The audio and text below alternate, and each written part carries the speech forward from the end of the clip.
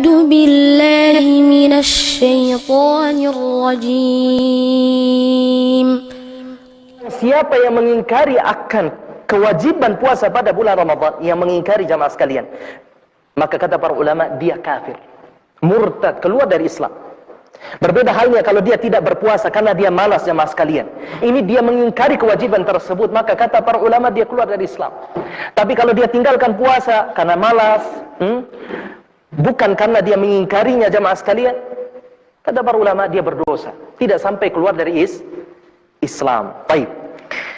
Dan puasa pada bulan Ramadan jamaah sekalian itu diwajibkan oleh Allah Subhanahu wa taala di tahun keberapa?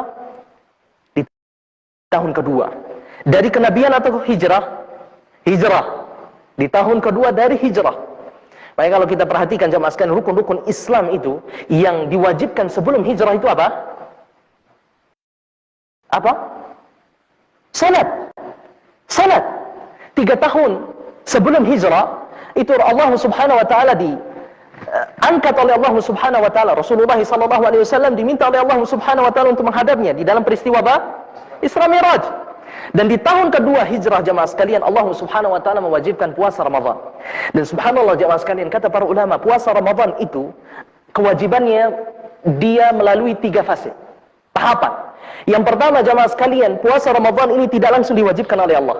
Seperti minum khamar, minum bir, itu tidak langsung diharamkan. Nah, puasa Ramadan juga begitu jamaah sekalian, dipilih. Terserah mau puasa atau tidak. Kemudian fase yang kedua jamaah sekalian mulai diwajibkan oleh Allah Subhanahu wa taala. Tapi fase yang kedua jamaah sekalian lebih berat. Kenapa bisa begitu jamaah sekalian? Disebutkan ada seorang sahabat Qais bin Sirmah radhiyallahu taala anhu. Beliau pulang ke rumahnya jamaah. Saat bulan Ramadan pulang ke rumahnya, kemudian bertanya kepada istrinya, "Adakah sesuatu atau makanan yang bisa saya makan untuk berbuka?" Apa kata istrinya? Tidak ada. Tidak. Kalim boade, nafi, tiwarana. Nah, watiwara. Nah, akhirnya kata istrinya, ya, karena dia kasihan kepada suaminya jamaah sekalian, pulang sudah capek dari kerjaannya, dia ingin berbuka tapi tidak ada makanan minuman. Apa kata istrinya? Sebentar dulu, tunggu, saya cari dulu waktu. Karena dia sudah capek, kemudian menunggu istrinya yang cari makanan jamaah sekalian, akhirnya dia ketiduran. Siapa tadi? Qais bin Sirmah, ketiduran. Istrinya datang membawa makanan jamaah sekalian, melihat suaminya ketiduran. Apa kata istrinya? Celaka engkau. Artinya apa? Rugi engkau wahai suamiku. Kenapa jamaah?